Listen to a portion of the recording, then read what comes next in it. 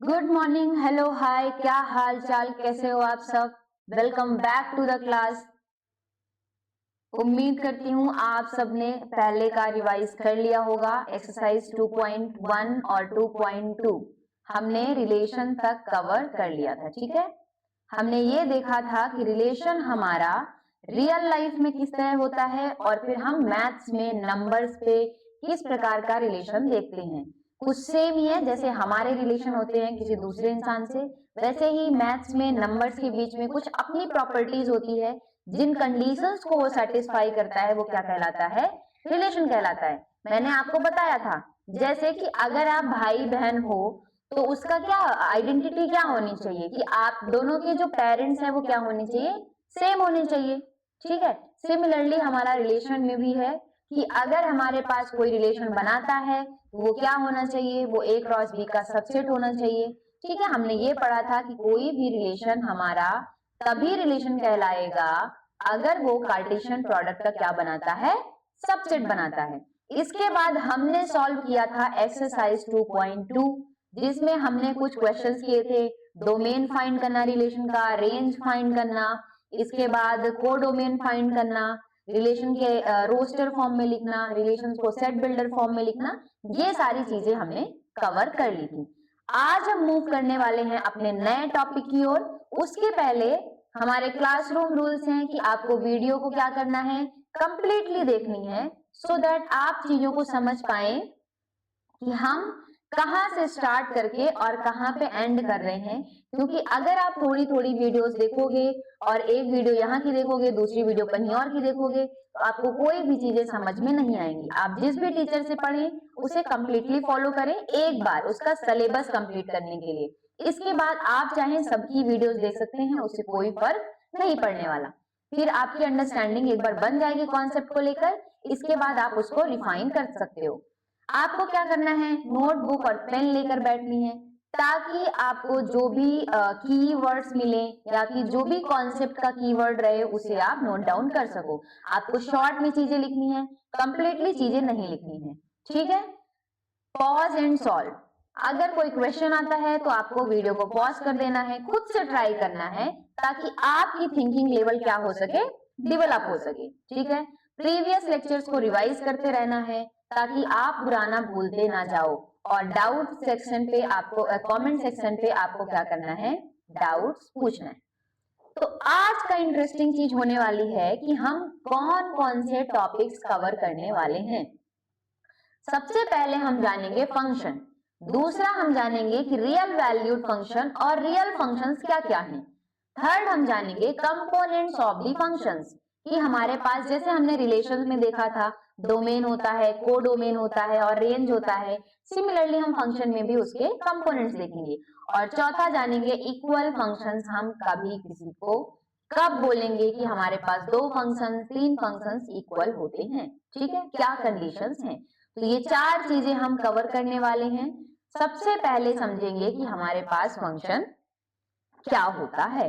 आपको कल मैंने, इसके पहले आप पूरा यहां पे समझो कि कल मैंने आपको पढ़ाया था रिलेशन। क्या पढ़ाया था, रिलेशन, ठीक है, रिलेशन पढ़ाया था।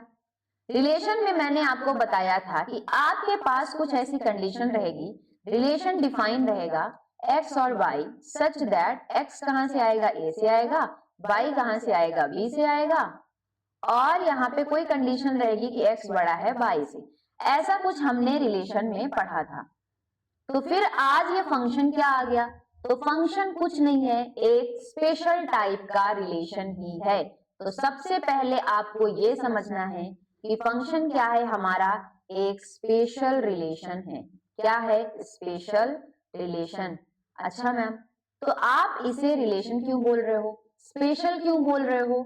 देखो, जिस प्रकार हमने रिलेशन में पढ़ा था कि दो सेट्स के एलिमेंट के बीच में जिस क्वालिटी के थ्रू या जिस कंडीशन के थ्रू हमारे जो एलिमेंट्स होते हैं वो कनेक्टेड होते हैं, सिमिलरली हमारे पास फंक्शन में भी होता है, लेकिन यहाँ पे कुछ एक्स्ट्रा कंडीशंस होती हैं। कैसे, हम थोड़ा इस डेफिनेशन को समझते हैं। Let A and B two non empty sets, हमारे पास दो सेट्स होंगे।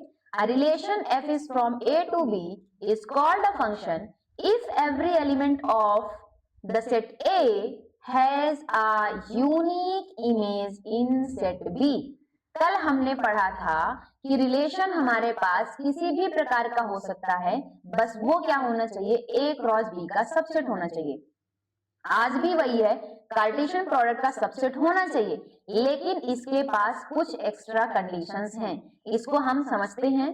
पहले तो आप ये समझो कि हमारा जो ये रिलेशन है ये बड़ा होता है, ठीक है, ये मान लो सारे रिलेशंस हैं, ठीक है, इसके बीच में कुछ हमारी स्पेशल कंडीशंस मिला के हमारे पास क्या बनते हैं, कुछ रिलेशंस क्या बन जाते हैं, फंक्शंस बन जाते हैं, ठीक है। तो आपको ये समझना है कि जो फंक्शन होता है वो रिलेशन का क्या होता है, सबसेट होता है। आई कहानी समझ में? अच्छा, तो मैम आप ये सब क्या कहना चाह रहे हो, ये क्या कहना चाह रहा है? अब यहाँ पे देखो, अगर मान लो मैंने एग्जाम्पल लिया और मैंने ए सेट लिया, ए इक्वल टू 1 2 3 4, और मैंने बी इक्वल टू लिया 1 2 3 4। मान लो मैंने सेम सेट लिया, या तो 1 2 3 ले लेते हैं, ठीक है, मैंने क्या ले लिया 1 2 3, ठीक है, ताकि इक्वल सेट्स ना रहे, इक्वल भी ले लेंगे कोई प्रॉब्लम नहीं है।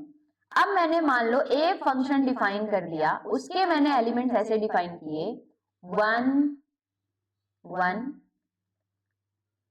2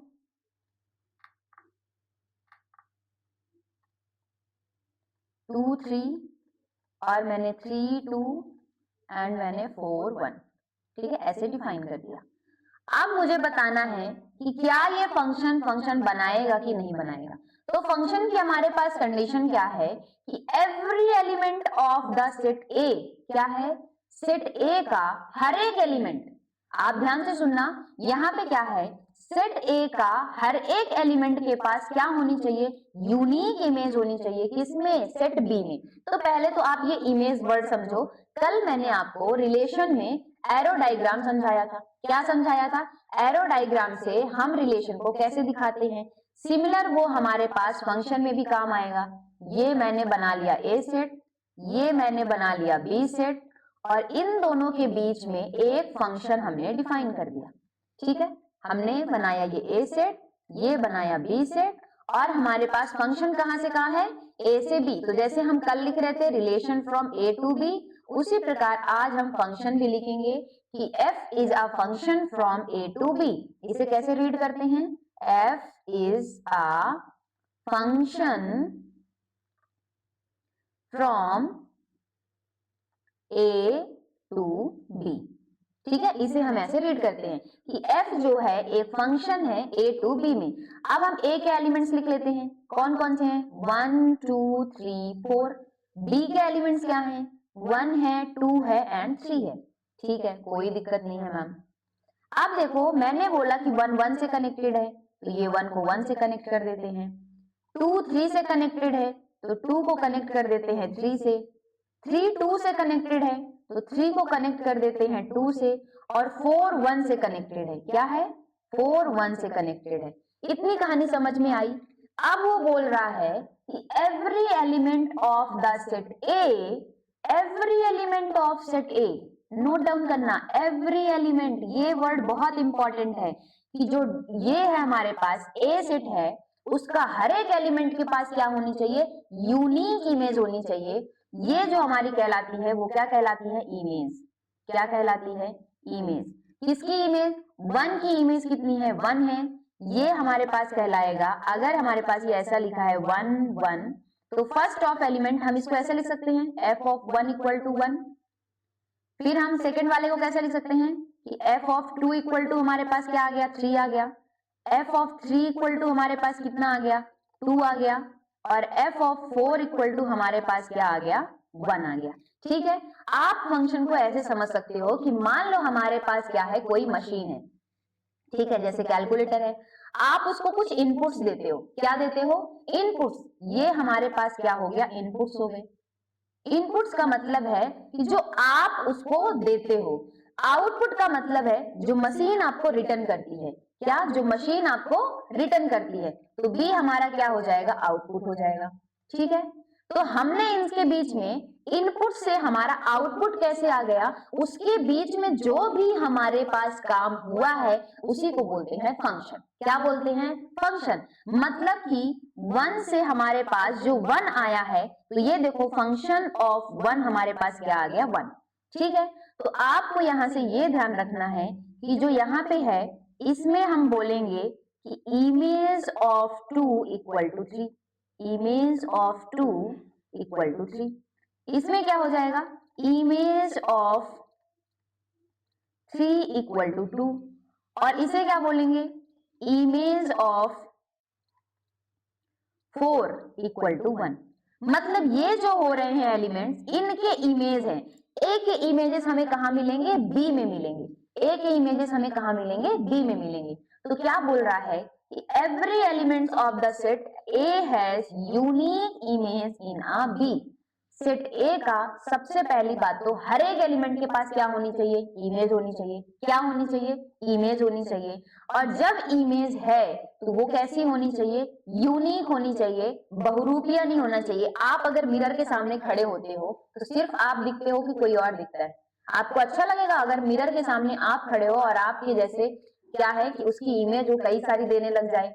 गुस्सा आ जाएगी ना कि आपकी शक्ल नहीं दिख रही है, किसी और की भी शक्ल दिख रही है आपके साथ साथ। तो सिमिलरली यहाँ पे भी क्या है?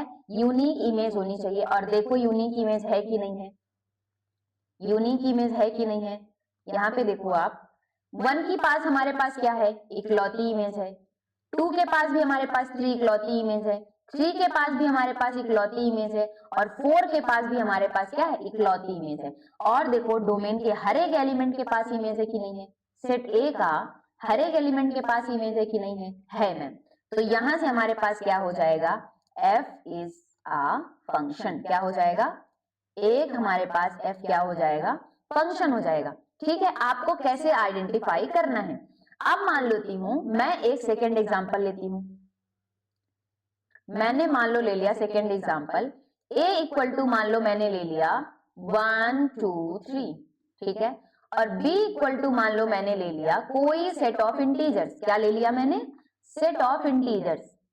ठीक है, अब मैं ऐसे बोल रही हूं कि f ऑफ जो 1 है वो हमारे पास आ रहा है, f ऑफ 1 जो है हमारे पास क्या आ रहा है? 2 आ रहा है। ठीक है, f ऑफ जो 2 आ रहा है हमारे पास वो आ रहा है 4। और f ऑफ जो 3 आ रहा है वो हमारे पास आ रहा है 6।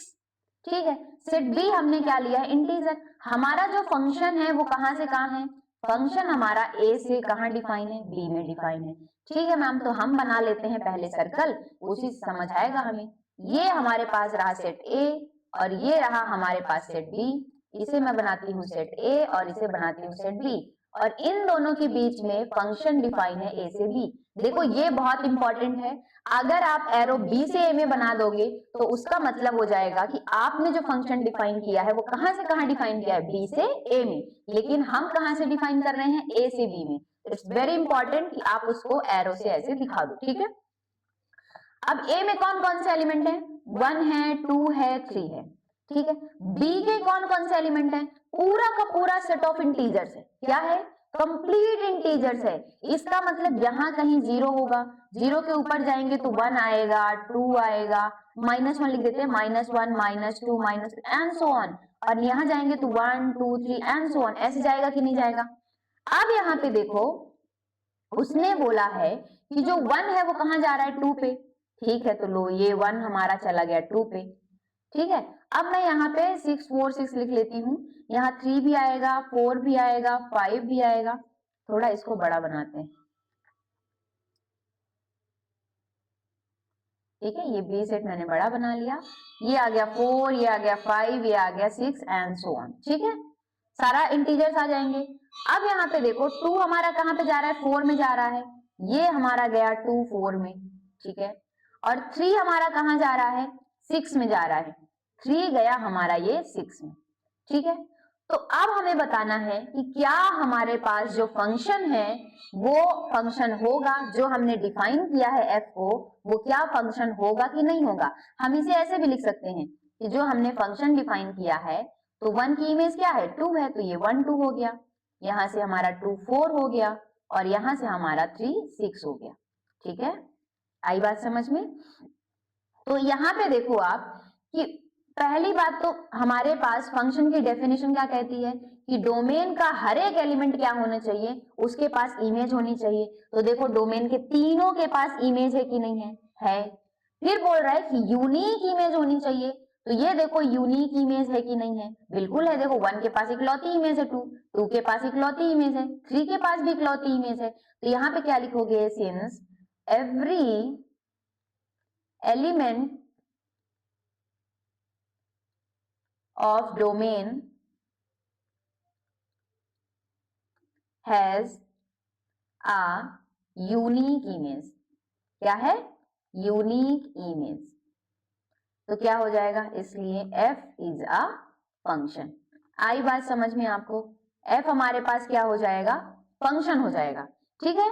अब मैं आपको यहाँ पे जनरल फॉर्म बताती हूं कि अगर मान लो हमारे पास, यहाँ पे नोट करके लिख लो कि अगर हमारे पास f एक फंक्शन है, कहां से कहां? a से b में। f हमारे पास फंक्शन हो गया सेट a से सेट b में, और मैंने बोला कि दो एलिमेंट्स a b जो हैं वो बिलोंग कर रहे हैं किसमें? फंक्शन में बिलोंग कर रहे हैं। तो हम इसे ऐसा लिख सकते हैं कि f of a equal to b, ये जो मैं अभी तक लिखती आ रही हूं, ठीक है, कि a और b जो सेकेंड नंबर वाला पोजीशन होता है, आप इसको ध्यान से समझो कि ये हमारे पास b जो होता है वो क्या होता है? इमेज ऑफ a होता है। b जो होता है वो क्या होता है? Image of a। ठीक है। तो यहां से हम बोलेंगे कि hence a is a image of b। ठीक है। आई बात समझ में? और हम इसको ऐसा ही पढ़ सकते हैं कि f is a mapping from a to b is said to be function. ये मैपिंग भी बोल सकते हैं, और अगर हमें पता है कि फंक्शन है तो हम क्या बोलेंगे कि f इज अ फंक्शन। ठीक है ना? हम इसे क्या बोलेंगे? f इज अ मैपिंग, इसलिए यहाँ पे f इज अ फंक्शन हो गया, और इसे हम यहाँ बोल सकते हैं कि f is a function from a to b।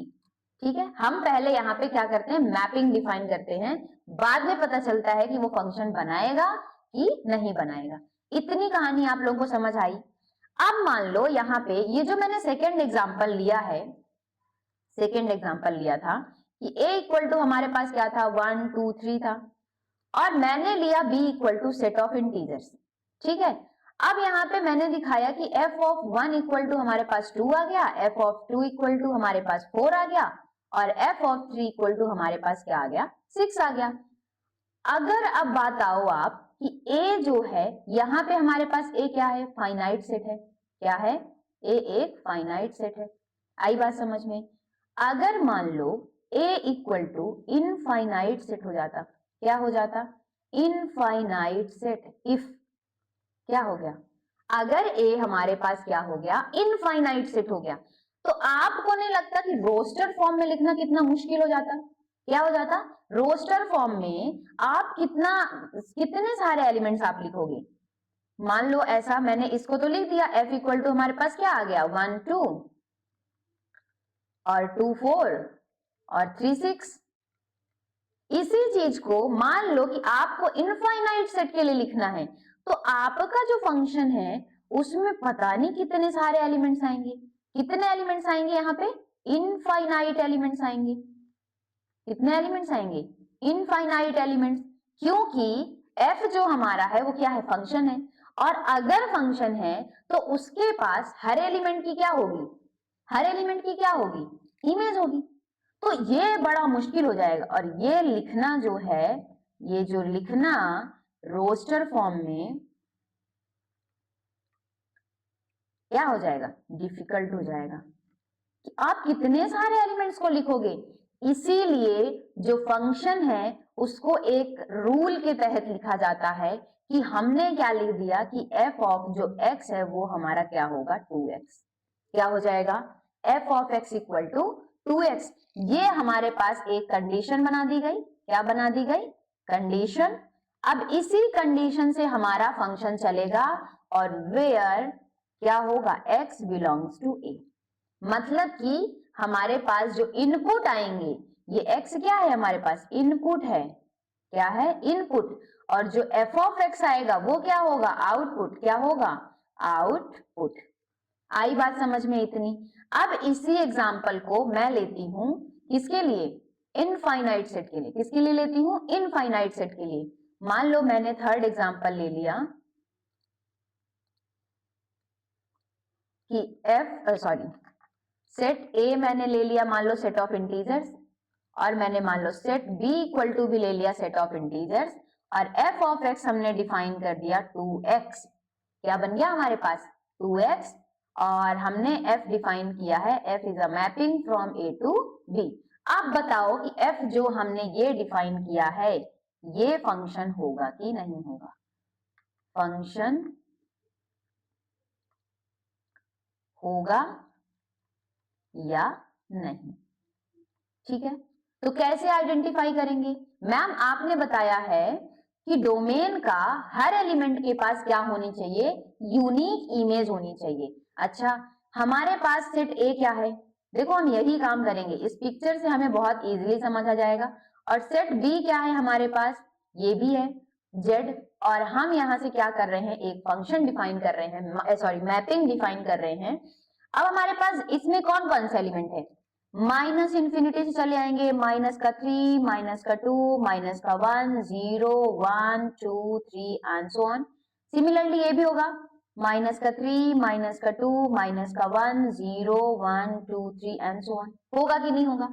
इसमें भी इंटीजर्स के एलिमेंट है, इसमें भी है हमारे पास। अब वो बोल रहा है कि f of x equal to 2x। मैंने बोला है कि जो x है हमारे पास वो क्या है, इनपुट है। ठीक है, और जब हम x इसमें इनपुट डालेंगे और यहां वैल्यू निकालेंगे तो f ऑफ x हमारे पास क्या हो जाएगा, आउटपुट हो जाएगा। क्या हो जाएगा, आउटपुट। और इसमें हमारे पास फंक्शन जहां से डिफाइन होता है वो क्या कहलाता है, इनपुट कहलाता है, और जहां पर डिफाइन होता है उसे हम क्या बोलते हैं, आउटपुट बोलते हैं। वो आउटपुट देता है। इतनी कहानी क्लियर है। अब मैं मान लो यहां पे, अब देखो कितना मुश्किल होगा सारी वैल्यूज को रख के चेक करना। क्या अगर हमारे पास फाइनाइट सेट था तब तो ठीक था, 3 एलिमेंट से 4 एलिमेंट से कोई प्रॉब्लम नहीं, हम रख के देख लेंगे। लेकिन अगर इतने सारे एलिमेंट्स हैं, इनफाइनाइट नंबर ऑफ एलिमेंट्स हैं, तो है ना मुश्किल। तो हम क्या करेंगे, f of x equal to क्या है, 2x है। हम कुछ एलिमेंट्स देखेंगे, मान लो मैंने x इक्वल टू क्या चूज कर लिया, माइनस का 3। f ऑफ माइनस 3 चूज करोगे क्या आ जाएगा, 2 इंटू माइनस का 3 कितना आ जाएगा, माइनस का 6 आ जाएगा। फिर मान लो मैंने चूज किया f इक्वल टू 0 ले लिया, x इक्वल टू, तो ये 0 आ जाएगा। f इक्वल टू मान लो 1 ले लिया तो 2 आ जाएगा। f इक्वल टू 3 ले लिया तो हमारे पास 6 आ जाएगा। इसका मतलब क्या हो रहा है, हर एलिमेंट्स की हमारे पास क्या हो रही है, इमेज हो रही है। हर एलिमेंट्स की 0 0 पे मैप हो रहा है। -1 हमारे पास क्या है, -1 की इमेज हमारे पास क्या मिलेगी, माइनस की 2 मिलेगी। मिलेगी कि नहीं मिलेगी? 2 की इमेज, -2 की एलिमेंट क्या मिलेगी, इमेज माइनस का 4 मिलेगी, यहां कहीं होगा माइनस का 4। तो आप यहां से इनपुट कुछ भी डालो, आउटपुट मिलेगा कि नहीं मिलेगा, मिलेगा मैम। तो यहां से क्या हो जाएगा हमारे पास कि f ऑफ x जो हो जाएगा वो क्या हो जाएगा, इज अ फंक्शन।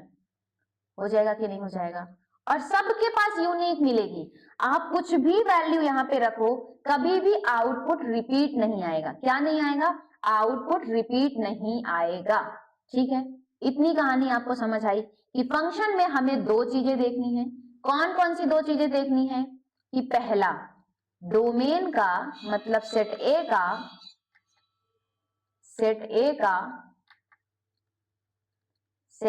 का प्रत्येक एलिमेंट, क्या, प्रत्येक एलिमेंट की इमेज होनी चाहिए। पहली बात तो ये कि सेट ए के प्रत्येक एलिमेंट के पास क्या होनी चाहिए, इमेज होनी चाहिए।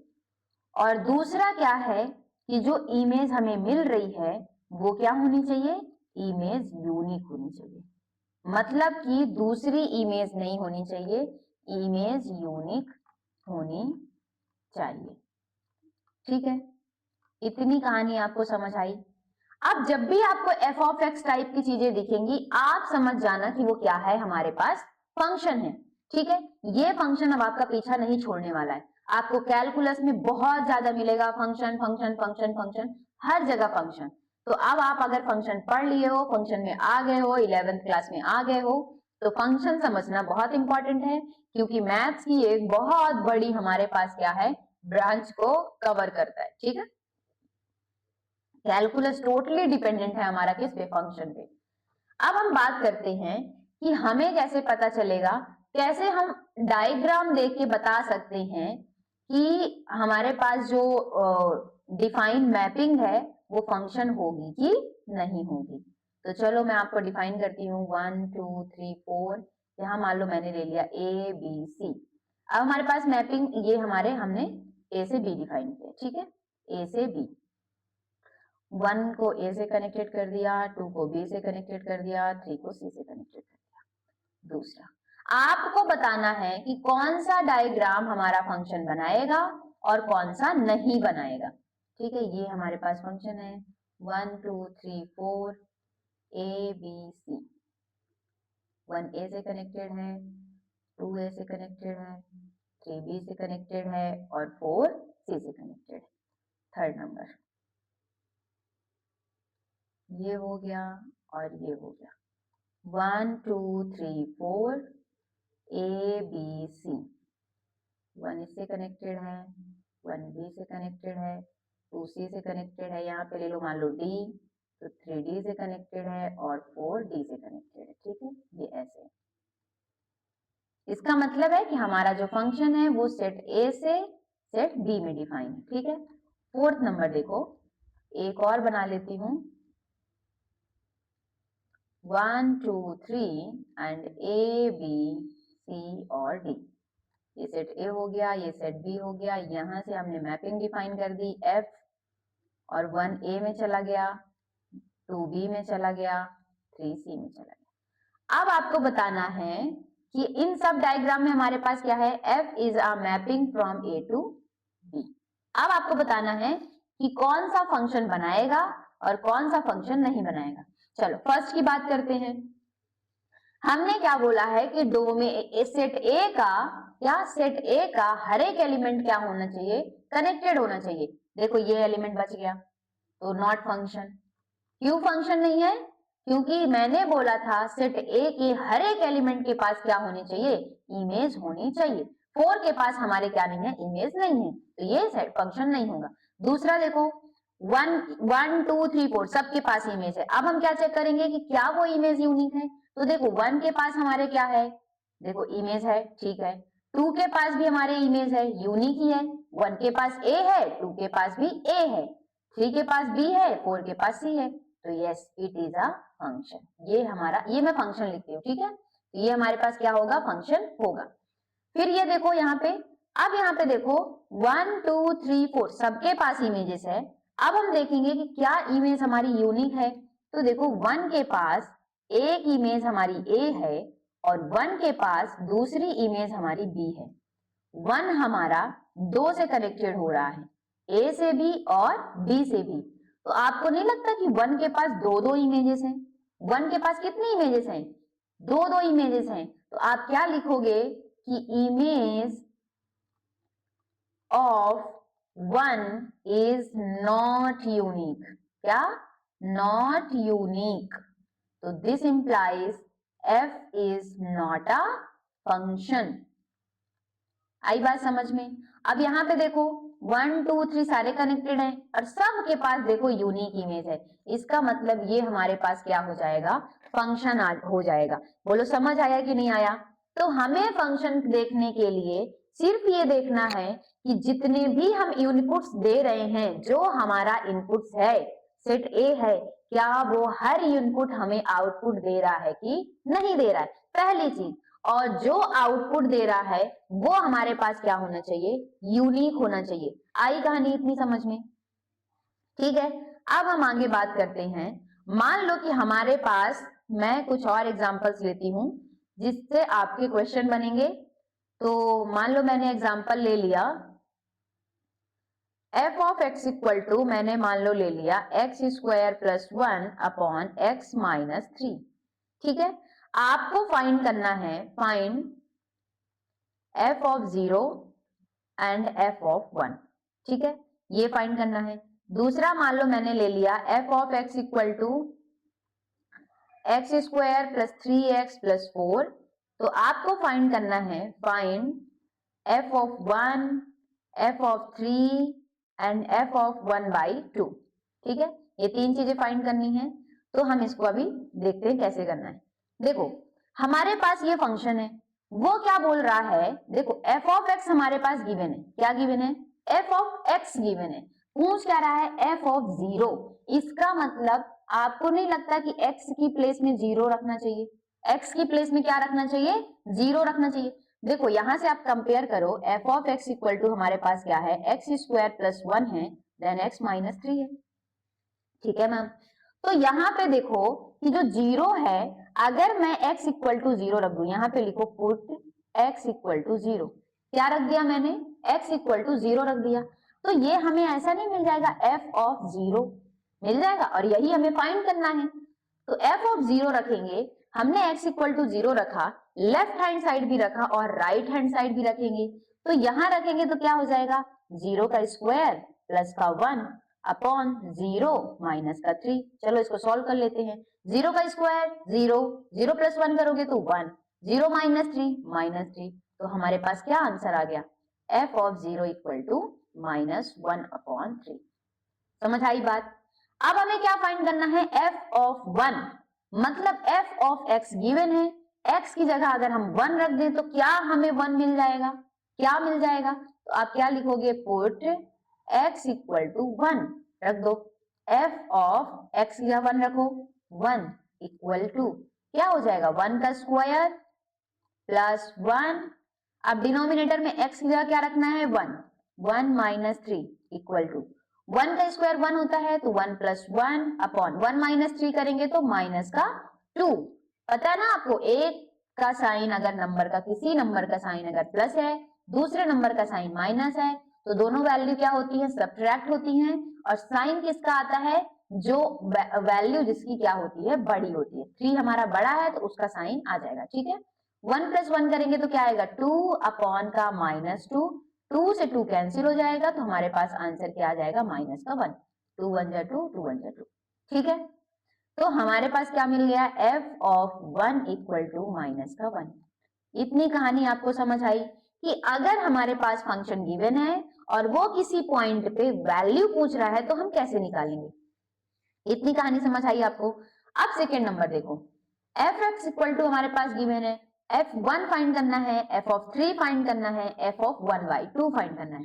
इसका मतलब है कि फंक्शन की वैल्यू फाइंड करना है किस पॉइंट पे, x इक्वल टू 1 पे। तो x इक्वल टू 1 रख देते हैं, तो क्या हो जाएगा, f ऑफ 1 इक्वल टू, चलो रखो, 1 का स्क्वायर प्लस 3 इंटू 1 प्लस का 4। 1 का स्क्वायर करोगे तो कितना आएगा, 1 प्लस 3 इंटू 1 करोगे तो 3 प्लस 4, कितना आ गया, 4 3 7 1 8। आई कहानी समझ में। अब दूसरा फाइंड करना है, तो f ऑफ हमारे पास 1 कितना आ गया, 8 आ गया। ठीक है, दूसरा फाइंड करना है 3, तो हम क्या रखेंगे, पुट x इक्वल टू क्या रख दिया हमने, 3 रख दिया। तो f ऑफ 3 इक्वल टू क्या हो जाएगा, 3 का स्क्वायर प्लस 3 इंटू 3 प्लस का 4।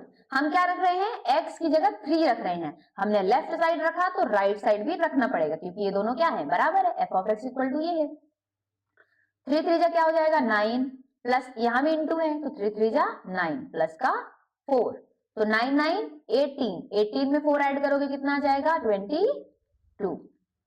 तो f ऑफ 3 इक्वल टू हमारे पास कितना आ गया, 22। आई कहानी समझ में। अब हमें फाइंड करना है f ऑफ 1/2, तो x की जगह हम क्या रखेंगे, 1/2। तो यहाँ पे लिखो पुट x इक्वल टू 1/2, तो क्या हो जाएगा, f ऑफ 1/2 इक्वल टू 1/2 का होल स्क्वायर करेंगे प्लस 3 इंटू 1/2 प्लस का 4, 1/2 का whole square 1 upon 4 plus 3 upon 2, इसका मल्टीप्लाई हो जाएगा प्लस का 4। एलसीएम ले लेंगे, कितना आएगा एलसीएम, 2 और 4 का 4 आ जाएगा। 4 से 4 को डिवाइड करेंगे, 1 आएगा, जो आएगा उससे न्यूमरेटर से क्या करेंगे, मल्टीप्लाई करेंगे, प्लस 2 से डिवाइड करेंगे 4 को, ये जो डिनोमिनेटर है उससे हम क्या करते हैं, इसको डिवाइड करते हैं, तो 2 2 जा 4, 2 आ गया, 2 का मल्टीप्लाई करो 3 से 6 प्लस अब इसके डिनोमिनेटर में कुछ नहीं है तो हम 1 लिख सकते हैं। 1 को डिवाइड करो 4 से कितना आएगा, 4 आएगा। देन 4 का मल्टीप्लाई करो 4 से कितना आएगा, 16। ऐड कर दो 6 6 12 एंड 13 3 एंड 2, ठीक है 4। तो f ऑफ 1/2 इक्वल टू हमारे पास कितना आ गया, 23/4। आई कहानी समझ में? इतनी कहानी समझ आई कि आपको क्या करना है, फंक्शन की वैल्यू कैसे फाइंड करना है, ठीक है। अब मान लो हमारे पास एक नया क्वेश्चन आता है, चलो कोई नहीं, अभी आपको इतनी कहानी समझ आई कि हमें फंक्शन की वैल्यू कैसे फाइंड करना है, ठीक है। आगे बढ़ते हैं, दो चीजें आती हैं, एक आता है रियल फंक्शन और दूसरा आता है रियल वैल्यूड फंक्शन। एक आता है रियल फंक्शन और आता है रियल वैल्यूड फंक्शन। तो आपको कुछ नहीं, बस नाम से याद रखना है। देखो हमने बोला कि अगर फंक्शन हमारा a से b डिफाइन है, क्या डिफाइन है, a से b। मान लो कि f एक मैपिंग है जो कि a से b डिफाइन है। यहाँ पे हम फंक्शन ले लेते हैं। तो पहला लिखो कि अगर इफ या तो लेट लिख दो, जो आपको लिखना है वो लिखो, लेट अगर a and b subsets of r, क्या, सबसेट्स ऑफ रियल नंबर। देखो मैं आपको हमेशा सजेस्ट करूंगी कि जब भी आप सेट ऑफ रियल नंबर्स लिखे ऐसे लिखे, आपकी बुक में भी बोल्ड लेटर से लिखा होगा, जहां भी आप देखोगे बोल्ड लेटर से लिखा होगा, ठीक है ना।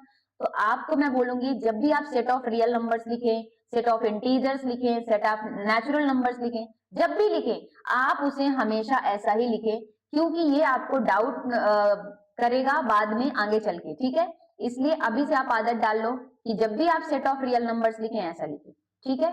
तो subset of real numbers, then f is called, function हमारे पास क्या कहलाता है, रियल फंक्शन। क्या कहलाता है, रियल फंक्शन।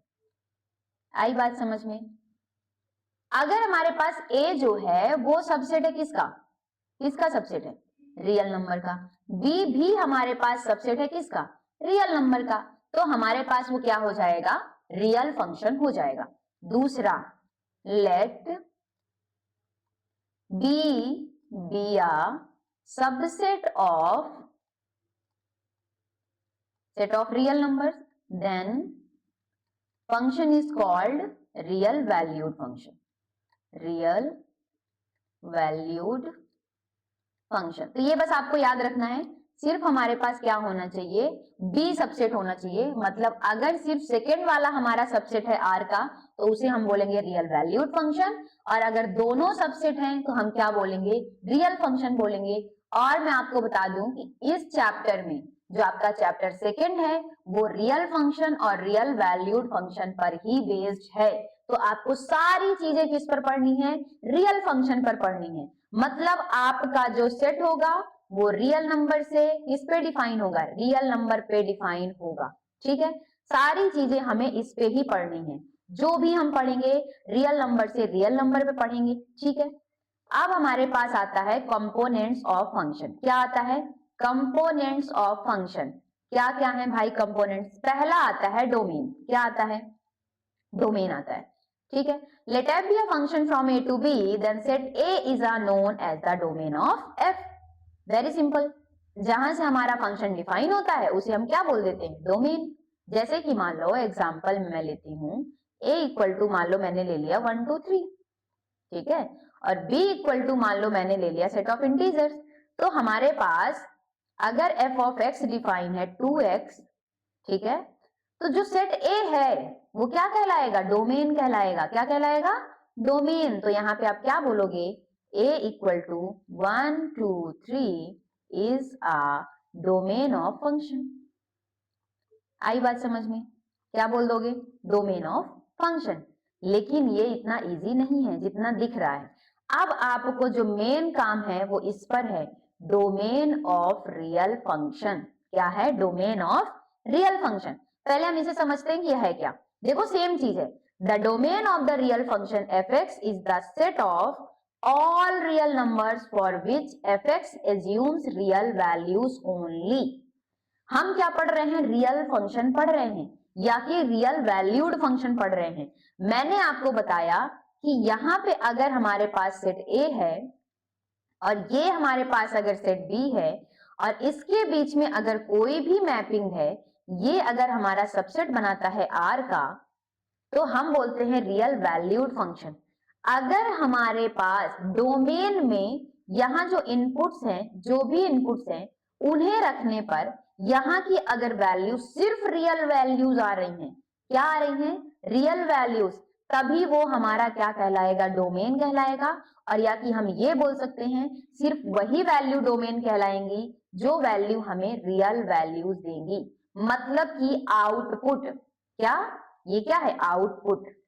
आउटपुट क्या होना चाहिए? हमारा रियल होना चाहिए। अगर आउटपुट रियल के अलावा कुछ भी आ रहा है, इसका मतलब कि जो इनपुट है वो इनपुट डोमेन में नहीं होगा। क्या नहीं होगा? इनपुट डोमेन में नहीं होगा। मैम समझ नहीं आया? कोई बात नहीं, समझाते हैं एग्जाम्पल। ठीक है, मान लो मैंने वही लिया a इक्वल टू, मान लो मैंने ले लिया 1 2 3 ले लिया। b इक्वल टू मान लो मैंने ले लिया set of integers. f of x equal to हमने क्या ले लिया? 2x। तो यहाँ पे देखो हमारे पास लिमिटेड नंबर है। अगर मैं f ऑफ 1 लिखूं तो क्या आएगा? 2। f ऑफ 2 निकालूंगी तो क्या आ जाएगा? 4। f ऑफ 3 निकालूंगी तो क्या आ जाएगा? 6। क्या 2 4 6 जो आ रहा है यहाँ के नंबर्स हैं? 2 4 6 ये आउटपुट है कि नहीं है? ये क्या है? आउटपुट है। यस मैम है, आउटपुट्स हैं। ठीक है, ये आउटपुट्स हैं सारे के सारे। क्या ये इंटीजर है? बिल्कुल है। क्या ये इंटीजर है? बिल्कुल है। क्या इंटीजर है? बिल्कुल है। इसका मतलब है कि ये जो तीनों हैं ये क्या कहलाएगा? डोमेन कहलाएगा। क्या कहलाएगा? डोमेन कहलाएगा। अब मैं एक दूसरा एग्जांपल लेती हूं। ये हमारा पहला एग्जांपल हो गया, हम दूसरा एग्जांपल लेते हैं। मान लो हमारे पास ए जो है वो पूरा का पूरा सेट रियल नंबर्स है और बी जो हमारा है वो भी पूरा का पूरा रियल नंबर्स है और एफ एक मैपिंग डिफाइन है आर से आर में। क्या डिफाइन है? आर से आर में। ठीक है, और मैंने फंक्शन को डिफाइन किया f of x equal to 1 upon x minus 3। क्या डिफाइन किया? F of x equal to 1 upon x minus 3। ठीक है, अब इसमें हम देखते हैं वैल्यूज रख रख के कि क्या हमारे पास ये सिर्फ रियल वैल्यूज दे रहा है। चलो f0 रखो, क्योंकि देखो सेट हमारे पास क्या है? सारा का सारा रियल नंबर्स है। रियल नंबर्स में सारे डेसिमल के नंबर्स आते हैं, सारे रैशनल आते हैं, सारे इरेशनल आते हैं, नेचुरल्स आते हैं, सारे नंबर्स आते हैं। ठीक है, हम नेचुरल नंबर्स पे जनरली क्यों चेक करते हैं? क्योंकि वो इजी पड़ता है। इंटीजर्स पे चेक करना क्या है? इजी है as compare to decimal numbers. ठीक है, तो हम कुछ वैल्यू पर चेक करते हैं। मान लो कि अगर आपको चेक करना है कि चावल पका है कि नहीं है, ठीक है, मान लो आपने कुकर में सीटी उटी लगाई और खाना आपने बना लिया, लेकिन अगर आपको पता करना है कि चावल पका है कि नहीं पका है तो आप कैसे चेक करोगे? सारा चावल खा के थोड़ी देखोगे कि अब जितना आपने बनाया है, मान लो 5 लीटर्स के आपने कुकर में बना लिया, तो क्या आप सारा चेक करके देखोगे कि सबको खिला दोगे? इसके बाद पता करोगे कि अरे यार ये तो कच्चा निकल गया और सबने खा भी लिया, अब उसका कुछ हो भी नहीं सकता। तो हम क्या करते हैं? कुछ पर्टिकुलर इतना सा चावल लेते हैं, फिर उसमें चेक कर लेते हैं। सिमिलर यहाँ भी है, हम कुछ पर्टिकुलर वैल्यूज पर चेक करते हैं और ऑब्जर्वेशन के थ्रू हमें पता चल जाता है कि ये फंक्शन कहाँ पे फंक्शन बनाएगा, किस पॉइंट पे बनाएगा, किस पॉइंट पे नहीं बनाएगा। आई बात समझ में? दूसरा एग्जांपल, मान लो कि क्लासरूम में पढ़ाया जा रहा है, आप 50 बच्चों की क्लास है, सबको पढ़ाया जा रहा है। अब अगर टीचर को ये पता करना है कि क्या उनके बच्चों को समझ आया कि नहीं आया, तो वो क्या करेंगे? टेस्ट कंडक्ट करते हैं और उसके मार्क्स के बेसिस पे वो बता देते हैं। ऐसा तो नहीं करते ना कि हर एक बच्चे की नोटबुक्स देखें कि क्या वो लिख रहा है नहीं लिख रहा है और जितना है घर जाके उसका होमवर्क चेक करें। एक पेपर लेते हैं और उस पेपर में 10 क्वेश्चंस देते हैं। जो वो 10 क्वेश्चंस को कर लेता है, मान लेते हैं कि हाँ हमारा पढ़ाया हुआ क्या हो गया? सही हो गया, मतलब बच्चों से बन रहा है। ठीक है ना? तो ऐसा है हमारा ये फंक्शन भी। हमारे पास इनफाइनाइट नंबर्स हैं, हम कैसे चेक करें और किन नंबर्स पे चेक करें और किन पे छोड़ें, इसलिए हम कुछ पर्टिकुलर वैल्यूज पे चेक करेंगे। 1 अपॉन एक्स हम क्या रखना है 0, तो ये रख दिया 0 माइनस का 3, क्या आ गया माइनस का 1 अपॉन 3, बिलोंग कर रहा है रियल नंबर में। ठीक है, क्या बोला है उसने कि रियल वैल्यूज होनी चाहिए, कुछ और नहीं होना चाहिए। तो अब मैं मान लो रख रही हूँ f equal to x equal to 1, तो यहाँ आ जाएगा 1 अपॉन 1 माइनस 3 इक्वल टू कितना आ जाएगा 1 अपॉन माइनस का 2, ये भी हमारे पास रियल नंबर में बिलोंग कर रहा है। अब मैं मान लो रख रही हूँ x इक्वल टू 3, कितना रख रही हूँ x इक्वल टू 3, ठीक है, रख दो यहाँ पे 1 अपॉन 3 माइनस 3 कितना आएगा 1 अपॉन 3 में से 3 जाएगा 0, कितना जाएगा 0, और जैसे ही डिनोमिनेटर में 0 आ गया ये क्या बन जाता है नॉट डिफाइंड, क्या हो जाता है नॉट डिफाइंड, और इसी को हम किससे रिप्रेजेंट कर देते हैं इनफाइनाइट से। अब आप एक बात बताओ कि क्या ये जो डिफाइन ही नहीं है तो ये रियल वैल्यूज कैसे दे देगा।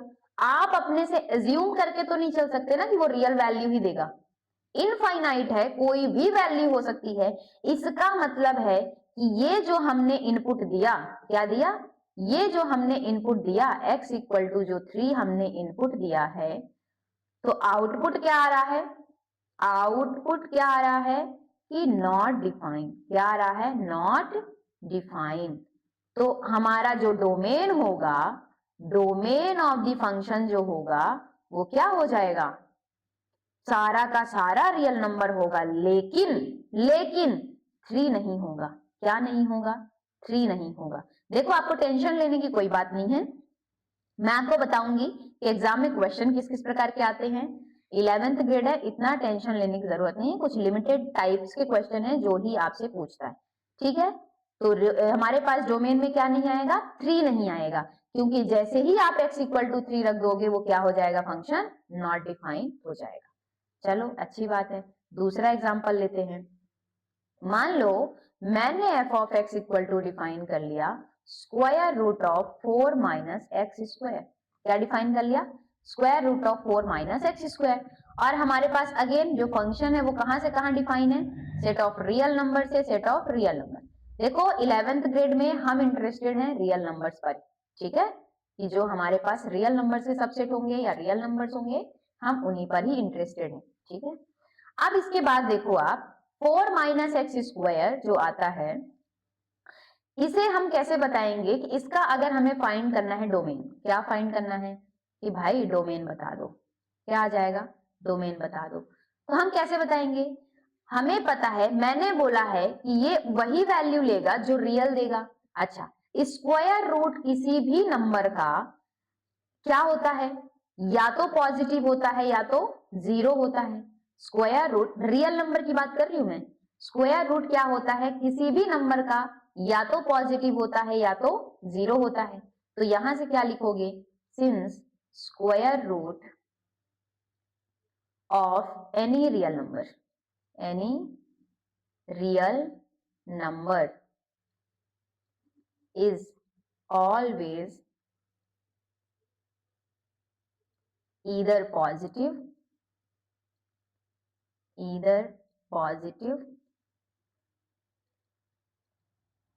और नेगेटिव, क्या होता है इधर पॉजिटिव और नेगेटिव, आई कहानी समझ में। तो अगर ये पॉजिटिव है, सॉरी इधर पॉजिटिव और जीरो, क्या कर रही हो इधर पॉजिटिव और जीरो, तो क्या मैं ये बोल सकती हूं कि जो square root of 4 minus x square है ये हमेशा बड़ा होगा या बराबर होगा जीरो के, बोल सकती हूँ, क्योंकि पॉजिटिव पॉजिटिव का मतलब जीरो से बड़ा, और क्या बोलते हैं बराबर जीरो या तो जीरो हो सकता है। ठीक है, हम दोनों साइड स्क्वायर कर देते हैं तो क्या आ जाएगा 4 minus x square greater than or equal to zero. अच्छा, ये एक्स स्क्वायर नेगेटिव है तो मुझे अच्छा नहीं लग रहा, मैं माइनस कॉमन ले लेती हूँ, तो क्या हो जाएगा एक्स स्क्वायर माइनस का 4 greater than or equal to zero. और आपने ये इनइक्वालिटी अभी नहीं पढ़ी है, 11th ग्रेड में इनइक्वालिटी है तो आपको टेंशन लेने की जरूरत नहीं है, वहां पर पढ़ाया जाएगा। लेकिन अभी आप बस इतना समझ लो कि ये जो इनइक्वालिटी है अगर उसमें माइनस साइन को हटाना है, मान लो जैसे ये माइनस है और मुझे क्या करना है कि इसे पॉजिटिव बनाना है, पूरी की पूरी क्वांटिटी को अगर हमें पॉजिटिव बनाना है तो माइनस को हम इधर ट्रांसफर करेंगे, जैसे ही ट्रांसफर करेंगे ये क्या बन जाएगा साइन उसका चेंज हो जाएगा। ठीक है, इसको हम सॉल्व करेंगे तो क्या आ जाएगा, x माइनस 2 और x प्लस 2। कैसे आया मैम, एक्स स्क्वायर माइनस 4 को हम लिख सकते हैं एक्स स्क्वायर माइनस 2 का स्क्वायर। 2 का स्क्वायर इक्वल टू कितना होता है 4। अब ये a माइनस बी और a प्लस बी का फॉर्मूला बन गया, तो क्या हो जाएगा x minus 2 into x plus 2। ठीक है, अब यहां से जो इसका डोमेन आएगा इसमें हम क्या करते हैं, देखो हम फाइंड कैसे करते हैं आपको वो देखना है, फिर लीनियर इनइक्वालिटी में हम देखेंगे इसको सॉल्व कैसे करते हैं। ठीक है, अब हमारे पास दो फैक्टर्स हैं, तो हम x माइनस 2 इक्वल टू क्या कर लेंगे 0, तो यहां से आ जाएगा x इक्वल टू 2। फिर दूसरे को भी कर लेंगे x प्लस 2 इक्वल टू 0, तो x इक्वल टू यहां से भी क्या आ जाएगा माइनस का 2। आई बात समझ में? तो यहाँ पे हमारे पास आएगा कहीं माइनस 2 और यहाँ पे कहीं पे आएगा 2। नंबर लाइन पे हम दोनों को क्या कर लेंगे, रिप्रेजेंट कर देंगे। ठीक है, अब यहां से साइन लगाएंगे, इसे लगाएंगे प्लस, इसे लगाएंगे माइनस, इसे लगाएंगे प्लस। इसका मतलब है ये इधर की जो सारी वैल्यू है 2 के बाद की राइट हैंड साइड की जो सारी वैल्यू है वो पॉजिटिव होंगी, मतलब पॉजिटिव देंगी। माइनस 2 के बाद वाली जो वैल्यू है वो क्या देंगी, नेगेटिव देंगी। लेकिन जो माइनस 2 और 2 के बीच में है वो क्या देंगी, नेगेटिव देंगी, इधर वाली पॉजिटिव देंगी, सॉरी। तो यहाँ पे हमारे पास क्या हो जाएगा कि जो डोमेन आ जाएगा वो आ जाएगा -2 और 2। देखो यहाँ पे इक्वल साइन लगा है इसलिए इसको भी इंक्लूड करेंगे और इसको भी इंक्लूड करेंगे। ये वैल्यू जो है, जो लेफ्ट हैंड साइड है वो लेस देन 0 है। लेस देन 0 है मतलब नेगेटिव, नेगेटिव मतलब कि ये वाला पार्ट उठाएंगे तो ये हमारे पास पूरा का पूरा हिस्सा आ जाएगा। ठीक है, तो हमारे पास डोमेन क्या आ गया, domain of the function equal to -2 and 2, इसके बीच की सारी वैल्यू। और ये आपको मैंने सेट में पढ़ाया था, ये क्या है, एक क्लोज्ड इंटरवल। क्या है, एक क्लोज्ड इंटरवल। आई कहानी समझ में? तो इस प्रकार के क्वेश्चन आपको देखने को मिलेंगे। एक हमने जो पहले ये वाला पढ़ा था और दूसरा जो मैंने आपको ये वाला बताया है। ठीक है, एक क्वेश्चन मैं और ले लेती हूं ताकि आपको थोड़ी और क्लैरिटी मिल जाए। मान लो 3rd नंबर क्वेश्चन है कि f of x equal to मैंने डिफाइन कर लिया x upon x square minus का 9। ठीक है, और हमारे पास अगेन फंक्शन जो डिफाइन है कहां से कहां है, रियल नंबर से रियल नंबर में। ठीक है, ये वही बोल रहा है कि अगर हमारे पास इन दोनों के बीच की आपने वैल्यू ले ली तो ये हमारा फंक्शन क्या हो जाएगा, डिफाइन ही नहीं होगा, या तो नेगेटिव आ जाएगा। ठीक है, तो डोमेन हमें इस तरीके से फाइंड करना है। और डोमेन का मतलब मैंने आपको बता दिया है कि किसी भी, अगर हम डोमेन का मतलब है ऐसी वैल्यूज ही हमें डोमेन में आएंगी जो आउटपुट जिसका क्या आए, एक रियल नंबर आए, ना नॉट डिफाइन आए, ना इमेजिनरी आए, ना कुछ आए, ना नेगेटिव आए स्क्वायर रूट के अंदर। ठीक है, कुछ नहीं आना चाहिए। क्या आना चाहिए, only only only real numbers. ठीक है, अब यहाँ पे देखो अगेन यहाँ पे क्या होगा, ये डिनोमिनेटर में प्रॉब्लम क्रिएट करेगा। जब भी इस प्रकार की प्रॉब्लम आए और बोले कि डोमेन फाइंड करो, फाइंड डोमेन, तो आपको एक चीज याद रखनी है कि ये जो डिनोमिनेटर है यही प्रॉब्लम क्रिएट करेगा। ये 0 नहीं होना चाहिए। क्या नहीं होना चाहिए, ये 0 नहीं होना चाहिए। हम इसको सॉल्व करके देख लेते हैं। X square minus 9 equal to 0, तो क्या हो जाएगा, एक्स स्क्वायर माइनस 3 का स्क्वायर इक्वल टू 0। यहां से a माइनस बी और a प्लस बी का फॉर्मूला लगा देंगे, x प्लस 3 इक्वल टू 0। तो यहां से वैल्यू आ जाएगी x equal to 3 and x equal to -3। ठीक है, तो अगर मैंने क्या लिया है, 0 लेने पर ये दोनों वैल्यू आएंगी, इसका मतलब 0 नहीं होना चाहिए, इसका मतलब ये दोनों वैल्यू नहीं चाहिए। तो डोमेन हमारा क्या बन जाएगा कि domain of the function equal to हो जाएगा सारा का सारा रियल नंबर्स, बट दो वैल्यूज नहीं होनी चाहिए। क्या नहीं होनी चाहिए, एक 3 नहीं होनी चाहिए और एक -3 नहीं होनी चाहिए।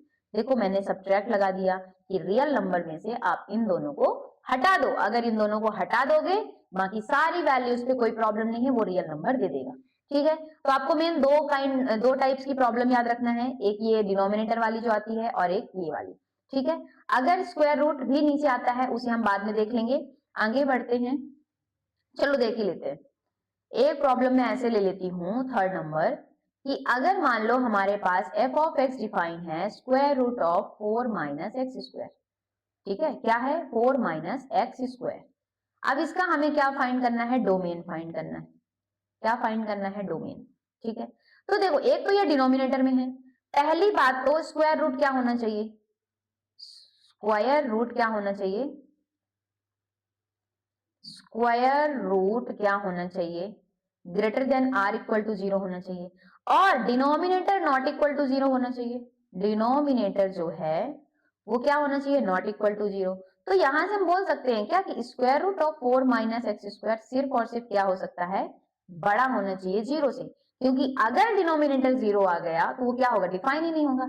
अब ये प्रॉब्लम आपसे बन जाएगी, दोनों साइड स्क्वायर कर देंगे, क्या कर देंगे, taking square both side, by taking square both side, square both side, ठीक है। तो क्या हो जाएगा, 4 minus x square greater then 0। Again 4 को क्या लिख सकते हैं, 2 स्क्वायर माइनस का एक्स स्क्वायर ग्रेटर देन 0। तो यहां से क्या आ जाएगा, 2 minus x and 2 plus x greater than 0, ठीक है। या तो आप इसको चेंज भी कर सकते हो, कोई कंफ्यूजन ना हो, क्या कर सकते हो, माइनस कॉमन ले लो, तो 2 square sorry x square minus का 2 स्क्वायर ग्रेटर देन 0। माइनस उधर ट्रांसफर करोगे तो मैंने आपको बताया था x square minus 2 square less than 0 हो जाएगा। ये इनइक्वालिटी क्या हो जाती है, चेंज हो जाती है। अब यहां से क्या हो जाएगा, x minus 2 and x plus 2 less than 0। अब इसको आप बना लो, यहाँ आ जाएगा 2 और यहाँ आ जाएगा माइनस 2 आ जाएगा और ये आ जाएगा 2। यहाँ से सॉल्व कर लो आप दोनों को, x माइनस 2 इक्वल टू 0 करोगे तो क्या आ जाएगा, x इक्वल टू 2 आ जाएगा, और x प्लस 2 इक्वल टू 0 करोगे तो क्या आ जाएगा, x इक्वल टू माइनस का 2 आ जाएगा। आई कहानी समझ में। अब यहाँ क्या करते हैं, हम राइट साइड से लिखना चालू करते हैं, प्लस माइनस प्लस, ठीक है। जितने हमारे पास ये ब्लॉक बनते हैं उसके हिसाब से ऑल्टरनेट साइन लिख देते हैं। अब ये क्या बोल रहा है कि लेस देन होना चाहिए, क्या बोल रहा है, लेस देन होना चाहिए। लेस देन कहाँ है, यहाँ है। देखो क्या इक्वल लगा हुआ है, नहीं लगा है, इसका मतलब हम इन दोनों को इंक्लूड नहीं करेंगे, तो ये हॉलो सर्कल बन जाएगा। क्या बोलते हैं इसको, हॉलो सर्कल। हॉलो, हॉलो मतलब खाली सर्कल, ठीक है। तो इसका जो डोमेन आ जाएगा वो क्या आ जाएगा हमारे पास, ओपन इंटरवल -2 से 2। क्या आ जाएगा, ओपन इंटरवल -2 से 2। उसके अलावा अगर आप x की कोई भी वैल्यू लेते हो वो डिफाइन ही नहीं होगा। क्या नहीं होगा, डिफाइन ही नहीं होगा। चलो लेके देखते हैं। मान लो लेट x इक्वल टू मैंने 3 ले लिया, 3 यहाँ कहीं आएगा, ठीक है, 3 ले लिया, तो f ऑफ 3 इक्वल टू क्या आएगा, 1 upon square root of 4 minus का 9। और यहां से जैसे ही आप सॉल्व करोगे माइनस का 5, और square root of negative number is not a real number. क्या है, square root of negative number क्या नहीं है, रियल नंबर नहीं है। समझ आ गई बात। तो अब आपको कोई कंफ्यूजन नहीं होगा। 3 तरीके के आपको क्वेश्चंस देखने हैं। इसके अलावा जो भी क्वेश्चंस होंगे अगर आपकी एनसीईआरटी की बुक में है तो ठीक है, नहीं है तब भी मैं आपको क्वेश्चंस करा दूंगी। आगे बढ़ते हैं। Range, let f be a function from a to b, then the set of all images of elements of a is known as the range of the function। बहुत सही दिख रहा है, कोई दिक्कत नहीं दिख रही। एग्जाम्पल देख लेते हैं। मान लो मैं वही वाला एग्जाम्पल ले रही हूं, मैं वही वाला एग्जाम्पल ले रही हूं कि a इक्वल टू मान लो है हमारे पास 1 2 3 और b इक्वल टू मान लो मैंने ले लिया सेट ऑफ इंटीजर्स, ठीक है। f of x equal to मैंने दिखाया 2x, ठीक है। अब हमारे पास वो क्या बोल रहा है कि सेट ऑफ ऑल इमेजेस, क्या, set of all images of elements of a। तो इमेज क्या क्या आएगी a की, देखो f ऑफ 1 इक्वल टू हमारे पास 2 आ जाएगा, f ऑफ 2 इक्वल टू हमारे पास क्या आ जाएगा 4, और f ऑफ 3 इक्वल टू हमारे पास क्या आ जाएगा ये 6। तो ये हमारे पास इनका जो सेट है, मतलब कि 2 4 6, यही हमारे पास कहलाता है रेंज। क्या कहलाता है, रेंज, ठीक है। ये हमारे पास सेट A है और ये हमारे पास सेट B है। यहाँ है 1 2 3, यहाँ बहुत सारे नंबर हैं, -3 -2 -1 0 1 2, ये भी हैं 3 4 5 6 एंड सो ऑन। ये 1 हमारा गया 2 पे, 2 गया हमारा 4 पे, 3 गया हमारा 6 पे। तो ये जिन जिन पॉइंट्स पे इमेजेस है, ये 2 ये 4 ये 6, ऑल इमेजेस, जितनी इमेजेस हैं उनका जो सेट बनेगा वही क्या कहलाता है, रेंज कहलाता है, ठीक है। रेंज ऑफ द फंक्शन, ठीक है। कहानी यहीं पे खत्म नहीं होती है, हमें पढ़ना है रेंज ऑफ रियल फंक्शन। किसकी पढ़नी है? Range of real function. कोई बात नहीं, पढ़ लेंगे। Set of all real values taken by f(x) at point in its domain. मतलब पहले तो हमें डोमेन पता होना चाहिए कि किस वैल्यू पे हमारा जो फंक्शन है वो क्या है, डिफाइन है।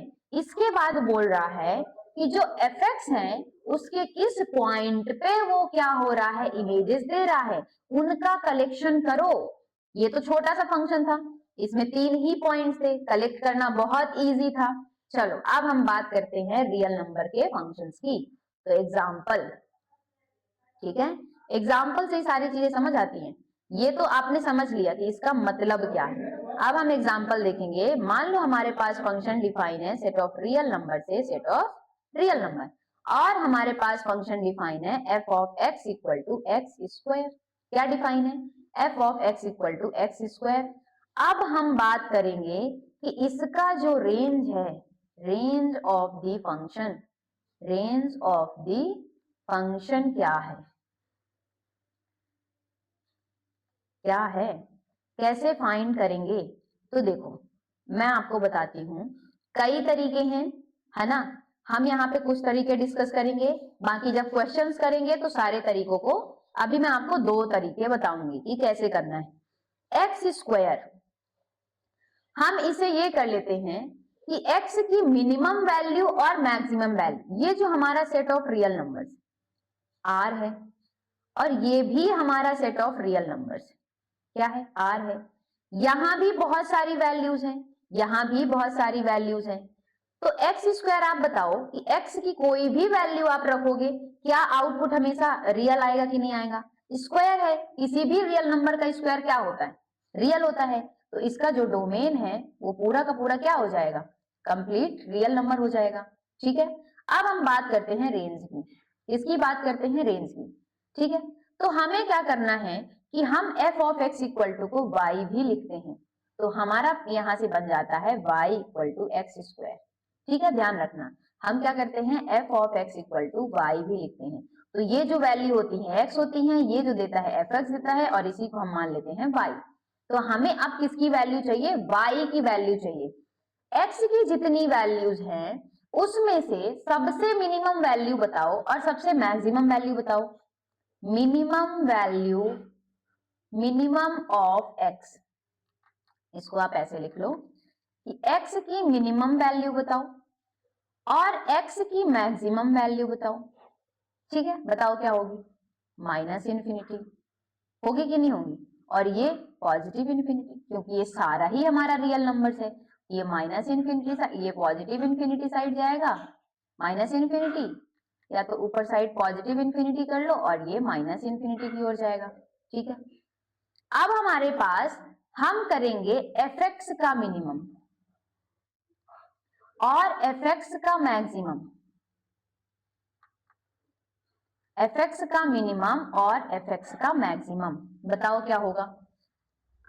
अगर मैं मान लो x स्क्वायर है, क्या है, x स्क्वायर, किसी भी नंबर का अगर आप स्क्वायर करोगे तो वो नंबर क्या होता जाएगा, हमेशा एक बड़ा बड़ा बड़ा बड़ा बड़ा बड़ा नंबर देता जाएगा कि नहीं देता जाएगा, देता जाएगा। अच्छा आप ये बताओ, ऐसे चेक करो इसको कि मान लो मैं f ऑफ 0 रखती हूँ तो क्या मिल जाएगा, 0 का स्क्वायर इक्वल टू 0। मान लो मैं f ऑफ 1 रखती हूँ तो हमें 1 स्क्वायर इक्वल टू कितना मिल जाएगा, 1। अब मैं मान लो f इक्वल टू -1 रखती हूँ तो -1 का स्क्वायर हमें क्या मिलेगा, 1 मिलेगा। क्या मिलेगा, -1 का स्क्वायर 1 मिलेगा। तो यहाँ पे देखो कि जब भी आप किसी नेगेटिव नंबर का स्क्वायर करोगे तो हमेशा क्या मिलेगा, पॉजिटिव मिलेगा। इसका मतलब कि कभी भी हमें नेगेटिव रियल नंबर मिलेंगे ही नहीं, नेगेटिव रियल नंबर हमें मिलेगा ही नहीं। तो सबसे जो छोटा नंबर है वो हमें क्या मिलेगा, 0। क्या मिलेगा, 0। और मैक्सिमम कितना मिलेगा, f ऑफ, अगर आप ले लो 1000 तो इसका जब स्क्वायर करोगे आप, 1000 का स्क्वायर करोगे तो कितने 0 आ जाएंगे, 6 0 आ जाएंगे, 3 3 6, हाँ।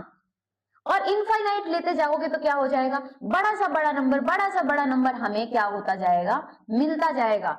और यहाँ पे देखो 0 आ रहा है कि नहीं आ रहा है, आ रहा है, इसीलिए जो रेंज हमारी बन जाएगी 0 बन जाएगी और इंफिनिटी बन जाएगी। आई कहानी समझ में? एक तरीका ये है, ठीक है। दूसरा तरीका मैं बताती हूँ, दूसरा एग्जांपल लेके। मान लो मेरे पास है f of x equal to, हमें क्या फाइंड करना है, x अपॉन x माइनस 3 का फाइंड करना है, ठीक है। इसका क्या फाइंड करना है, फाइंड रेंज, ठीक है। ठीक, डोमेन के लिए आप क्या करोगे, डिनोमिनेटर 0 नहीं होना चाहिए, तो डिनोमिनेटर में कब 0 आ जाएगा, 3 रखने पर। तो हमारे पास इसका जो डोमेन होगा वो क्या आ जाएगा, पूरा रियल नंबर में से क्या हटा दोगे आप, 3।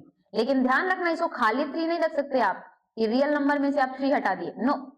सेट में से सेट माइनस होता है, ये एक सेट है और ये एक क्या है, नंबर है।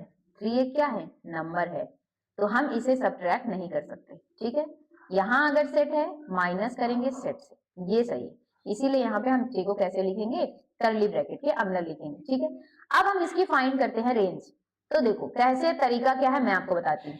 पहला स्टेप है कि put f of x equal to by, f of x equal to by, ये तो हम पहले भी कर लेते थे, कोई दिक्कत नहीं थी। तो y equal to x upon x minus 3। अब जैसे ये y इक्वल टू लिखा है x के टर्म में, आपको x इक्वल टू फाइंड करना है y के टर्म में। क्या फाइंड करना है, x इक्वल टू y के टर्म में। तो आप क्या करोगे, क्रॉस मल्टीप्लाई कर दो, तो y इंटू क्या हो जाएगा, x माइनस 3, इसको डिनोमिनेटर में 1 मान लेते हैं, तो x into 1 equal to x। कोई दिक्कत नहीं, दिक्कत। अब हम क्या देंगे, y x माइनस का 3y इक्वल टू x, ठीक है। अब हमें क्या चाहिए, x इक्वल टू चाहिए, तो हम इस x को इधर ट्रांसफर कर लेते हैं, तो y x माइनस का x इक्वल टू 3y को हम इधर ट्रांसफर कर देते हैं, माइनस का है तो क्या हो जाएगा, पॉजिटिव हो जाएगा। आई कहानी समझ में? अब इन दोनों से हमें क्या कॉमन लेना है, x, तो क्या हो जाएगा y minus 1 equal to 3y। कोई दिक्कत नहीं है मैम। अब हमारे पास x इक्वल टू क्या आ जाएगा, इस पूरे के पूरे फैक्टर को ट्रांसफर कर देते हैं, तो 3y अपॉन क्या हो जाएगा, y माइनस 1, ठीक है। हमारे पास क्या आ गया, x equal to 3y upon y minus 1। अब हमारे पास इसको क्या करेंगे, ये जिस पॉइंट पे नॉट डिफाइन होगा उसी को हम रेंज से बाहर कर देंगे, तो y माइनस 1 इक्वल टू 0, इसका मतलब y इक्वल टू 1 है। जैसे ही आप y इक्वल टू 1 रखोगे तो क्या हो जाएगा, ये 0 बना देगा, तो इसीलिए रेंज हमारे पास क्या हो जाएगी, रेंज ऑफ द फंक्शन हो जाएगी पूरा का पूरा रियल नंबर, और उससे हम सब्ट्रैक्ट कर देंगे क्या, 1 को हटा देंगे। अच्छा, अब यहाँ पे देखो हम ऐसा कर क्यों रहे हैं, देखो हमारे पास एक ये था ए सेट, मतलब सेट ऑफ रियल नंबर्स, यहां भी हमारे पास क्या था, सेट ऑफ रियल नंबर्स था, ठीक है। एक ऐसा बन गया बड़ा सा और एक ऐसा छोटा, बनाते हैं इसको भी छोटा थोड़ा, ठीक है। अभी हमारे पास क्या था, ऐसा फंक्शन था, यहां से फंक्शन था, हमने इसी को लिखा था x अपॉन x माइनस 3। आई कहानी समझ में? नहीं आया, आपको लोड नहीं लेना है, आपको सिर्फ इतना पता होना चाहिए कि हमें करना कैसे है, ठीक है। ये मैं आपको एक्स्ट्रा बता रही हूँ ताकि आप फील कर पाओ कि चीजें आ कहां से रही हैं, ठीक है। जैसे ही आपने यहाँ पे 3 रखा, ये क्या हो रहा था, इमेज नहीं दे रहा था, ठीक है। अब हमने क्या किया, इसी को हम बोल रहे थे y। अब हमने क्या किया, x इक्वल टू फाइंड कर लिया 3y माइनस y1, मतलब हमने ये फाइंड कर लिया, क्या फाइंड कर लिया, ये। और इसमें हमने दिखा दिया x equal to 3y upon y minus 1, और ये अब y इक्वल टू 1 पे इसकी प्री इमेज नहीं है, इसका मतलब है ये कभी भी रेंज में नहीं आएगा, यही कहना चाह रहा था ये क्वेश्चन। आई कहानी समझ में? चलो, अब आता है हमारा कोडोमेन। आपने 2 चीजें सीख ली, डोमेन, रेंज।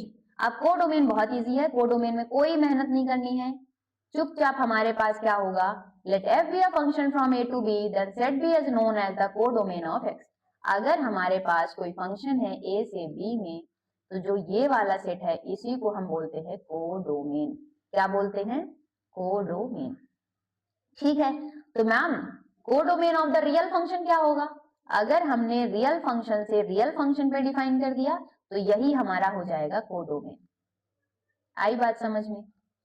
अगर मान लो मैंने फंक्शन को डिफाइन किया रियल नंबर से इंटीजर पे, मान लो ऐसा डिफाइन किया, जेड हमारा जो हो जाएगा वो क्या हो जाएगा, कोडोमेन हो जाएगा। आई बात समझ में?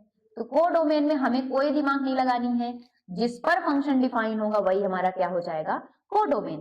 अब आप एक चीज देखो, यहां से एक रिजल्ट निकलेगा। जैसे मान लो मैंने वो वाला एक एग्जांपल लिया था, a इक्वल टू 1 2 3 और मैंने b इक्वल टू लिया था set of integers, then f of x equal to define किया था 2x, और यहां से हमारे पास 1 2 3 की हमने वैल्यू निकाली थी, ये a हो गया और ये सेट ऑफ इंटीजर्स हो गया b। यहां से हमारे पास बहुत सारी एलिमेंट्स आ रहे थे, लेकिन हम किस में इंटरेस्टेड थे, 2 में, 4 में और 6 में। बाकी बहुत सारी वैल्यूज हैं, ठीक है, यहाँ पे 3 भी आएगा, यहाँ 5 भी आएगा। अब हमारे पास मैपिंग कौन कौन दे रहा है, 1 हमारा दे रहा है 2 पे, 2 जा रहा है हमारा 4 पे और 3 जा रहा है हमारा 6 पे। तो यहां से अगर आप, ये एग्जांपल है, यहां से आप नोटिस करोगे तो हमारे पास डोमेन क्या बन रहा है, मैंने आपको बताया था जिसकी इमेज है, कौन किसकी किसकी इमेज है, 1 की, 2 की, 3 की, कोई दिक्कत नहीं है। रेंज क्या है, जो इमेज आ रही है, ए क्या है जिसपे हमारी इमेज है, और बी के रेंज क्या है हमारे पास, जो इमेज है। तो इमेज कौन कौन सी है, 2 है, 4 है, 6 है। लेकिन हमारे पास कोडोमेन क्या है, बताओ कोडोमेन क्या होगा। अगर हमारे पास function A to Z define है तो कोडोमेन क्या सारा का सारा जेड होगा, सारा का सारा जेड होगा। अब आप एक बात बताओ कि जो रेंज है वो क्या कोडोमेन से आ रहा है क्या, ये 2 4 6 ये कोडोमेन के मेंबर्स हैं क्या, है ना। अगर कोडोमेन के मेंबर्स हैं, इसका मतलब है कि जो रेंज है वो क्या हो जाएगी, सबसेट हो जाएगी कोडोमेन की। क्या हो जाएगी, रेंज हो जाएगी, हमेशा सबसेट हो जाएगी किसकी, कोडोमेन की। आई बात समझ में? तो रेंज क्या हो जाएगी, कोडोमेन हो जाएगी किसकी, कोडोमेन। रेंज सबसेट हो जाएगी किसकी, कोडोमेन। इतनी कहानी आपको समझ आई? अब हम आगे बढ़ते हैं इक्वल फंक्शन की ओर। क्या है, equal function. Two functions f and g are set to be equal. देखो मैंने आपको इक्वल सेट्स पढ़ाए हैं, देन इक्वल सेट्स पढ़ाए हैं, देन हमारे पास रिलेशन भी हमने इक्वल पढ़ा है, ठीक है, कार्टेशियन प्रोडक्ट भी इक्वल। तो इक्वल कोई भी चीज कब होती है, जब वो हूबहू सेम दिखती है। फंक्शन में हमारे पास तीन चीजें हैं, डोमेन है, कोडोमेन है, रेंज है। तो ये बोलेगा कि दोनों के डोमेन इक्वल होने चाहिए, दोनों के कोडोमेन इक्वल होने चाहिए, और कॉमन डोमेन पर f ऑफ x और g ऑफ x क्या होना चाहिए, इक्वल होना चाहिए। ठीक है, कॉमन डोमेन का मतलब है कि दोनों का जो डोमेन कॉमन होगा, ठीक है, जो हमारी हम कॉमन ले सकते हैं वहां से। एग्जांपल देखो, मैं a इक्वल टू डिफाइन कर रही हूँ 1 एंड 2 और b इक्वल टू मान लो मैं डिफाइन कर रही हूँ 3 एंड 6, ठीक है। अब मैंने एक फंक्शन डिफाइन किया f of x equal to x square और g of x equal to मान लो मैंने डिफाइन किया क्या, 3x, ठीक है। तो अब हमें बताना है कि क्या ये फंक्शन हमारे पास इक्वल होंगे कि नहीं होंगे, ठीक है। ये फंक्शन भी हमने कहां से कहां डिफाइन किया है, a से b में, और b फंक्शन भी हमने कहां से कहां डिफाइन किया है, सॉरी g फंक्शन हमने कहां से कहां डिफाइन किया है, a से b में, ठीक है। तो हम पहले देख लेते हैं। देखो डोमेन और कोडोमेन तो दोनों का इक्वल है, डोमेन और कोडोमेन दोनों का क्या है, इक्वल है। तो domain of f equal to domain of g equal हो गया, ठीक है। Codomain of f equal to codomain of g भी इक्वल है। देखो डोमेन हम क्यों बोल रहे हैं, क्योंकि 1 और 2 पे दोनों पे ही रियल वैल्यू देगा, हम बोल सकते हैं। अब बात आती है रेंज की। Range of f equal to क्या आएगा, देखो अगर मैं f की रेंज निकालती हूं तो 1 की जगह रखेंगे, ये हमारे पास 1 है, a है, इसकी वैल्यू है 1 2, और ये सेट हमारे पास b है, यहाँ मैपिंग डिफाइन है f, और ये हमारे पास हो गया 3 और 6, ठीक है। रेंज हमारे पास क्या आ रही है, एक्स स्क्वायर की वैल्यू क्या आ जाएगी, 1 और 4। देखो डोमेन तो दोनों का कॉमन है, डोमेन क्या है, 1 एंड 2 दोनों कॉमन है, ठीक है। और रेंज ऑफ हमने ले लिया, मान लो g इक्वल टू क्या आएगा, 3x फंक्शन है तो क्या आ जाएगा 3 और 6, यहाँ पे 1 4 आ गया क्योंकि 1 स्क्वायर 1 का अगर स्क्वायर करेंगे तो 1 आएगा और 2 का स्क्वायर करेंगे तो क्या आएगा 4 आएगा। क्या ये दोनों इक्वल हैं? बिल्कुल इक्वल नहीं है। ठीक है, तो ये हमारे पास क्या हो जाएगा? Not equal function. क्या हो जाएगा? Not equal function. ठीक है, आई बात समझ में? तो इक्वल फंक्शन क्या होते हैं? डोमेन इक्वल होना चाहिए, कोडोमेन होना चाहिए, और अगर कॉमन डोमेन है तो f of x equal to g of x होना चाहिए, जो कि नहीं है। अगर मैं f ऑफ x निकाल रही हूँ, f ऑफ 1 2 रख रही हूँ तो 1 4 आ रहा है, g ऑफ 1 2 निकाल रही हूँ तो हमारे पास क्या आ रहा है? 3 6 आ रहा है। तो ये हमारे पास फंक्शन क्या हो जाएगा? इक्वल नहीं होगा। आई कहानी समझ में? अब मान लो मैं इसी फंक्शन को कुछ ऐसा ले रही हूँ। ठीक है, a इक्वल टू मान लो मैंने ले लिया 1 and 2 और b इक्वल टू मान लो मैंने ले लिया 3 and 6। क्या ले लिया? a equal to 1 and 2 and b equal to मान लो मैंने ले लिया 3 and 6। फंक्शन मैंने डिफाइन किया a टू b और एक फंक्शन g मैंने डिफाइन किया a to b। f of x जो मैंने डिफाइन किया वो क्या है? एक्स स्क्वायर प्लस 2 और g ऑफ x जो मैंने डिफाइन किया वो क्या डिफाइन किया? मान लो मैंने डिफाइन किया 3 ऑफ x। अब हम देखते हैं कि डोमेन, कोडोमेन और ये सारी चीजें बराबर हैं कि नहीं है। तो पहली है कि डोमेन देखो तीनों का, दोनों का। Domain of f equal to domain of g है कि नहीं है? देखो, अगर आप एक्स स्क्वायर प्लस 2 रखोगे तो f ऑफ 1 कितना आ गया हमारे पास? 1 स्क्वायर प्लस 2 कितना आ गया? 2 plus 1 square, 1 plus 2 equal to कितना आ जाएगा? 3। ठीक है, और f ऑफ 2 इक्वल टू निकालोगे तो क्या आ जाएगा? 2 स्क्वायर प्लस 2, 2 2 जा 4 plus 2 that is equal to 6। ये भी एक रियल हमारे पास क्या है? बिलोंग कर रहा है b में, और ये भी बिलोंग कर रहा है b में। ठीक है, इसी प्रकार g अगर मैं निकालूं 1 इक्वल टू तो क्या हो जाएगा? 3 इंटू 1 इक्वल टू 3, और g ऑफ अगर मैं 2 निकालूं तो 3 इंटू 2 इक्वल टू 6। तो यहां से देखो दोनों की रेंज में पहले तो कोडोमेन लिख लेते हैं। कोडोमेन क्या होगा?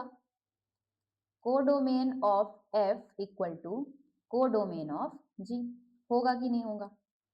क्यों होगा मैम? मैंने आपको क्या बोला था कि जहां से फंक्शन डिफाइन होता है, जहां पर डिफाइन होता है, वो हमारा क्या कहलाता है? कोडोमेन कहलाता है। थर्ड नंबर, रेंज देखो, रेंज ऑफ फंक्शन क्या आ रही है? 3 और 6 आ रही है, इक्वल टू रेंज ऑफ हमारे पास फंक्शन क्या होता है? जी, रेंज ऑफ जी देखो क्या है? 3 और 6 है। इसका मतलब ये तीनों ही कंडीशन हमारे पास क्या है? सेटिस्फाई कर रही हैं। तो हम क्या बोल देंगे? Hence f of x equal to g बोल सकते हो for all x belongs to a। मतलब x की सारी वैल्यू हमारी क्या है? इस साइन को क्या बोलते हैं? For all. फॉर ऑल का मतलब है x में जितनी वैल्यूज है सारी। ठीक है, और इसी को आप लिख सकते हो f इक्वल टू जी, क्योंकि दोनों ही किसके फंक्शन है? x के फंक्शन। ठीक है, so that's all for today. Thank you so much. And आप इसी प्रकार से रिवीजन करते रहें। अगर आपको ये फंक्शन थोड़ा समझने में प्रॉब्लम हो रही है तो आप वीडियो को एक बार पुनः देखें, क्योंकि फंक्शन एकदम नया है और फंक्शन जो है अब हायर मैथमेटिक्स की क्या है? बेसिक है। जिस प्रकार फर्स्ट से लेके 10 तक में नंबर सिस्टम एकदम बेसिक होता था, उसी प्रकार सेट, रिलेशन, फंक्शन, फंक्शन और सेट, ये दो चीजें तो आपको हमेशा काम आती रहेंगी। इसीलिए आप फंक्शन को जितना अच्छे से समझ सकते हो समझ लो। 2 बार वीडियो देख लो, 4 बार वीडियो देख लो, लेकिन बस समझ लो। ठीक है, थैंक यू सो मच। तब तक के लिए बाय बाय, मिलते हैं नेक्स्ट वीडियो में।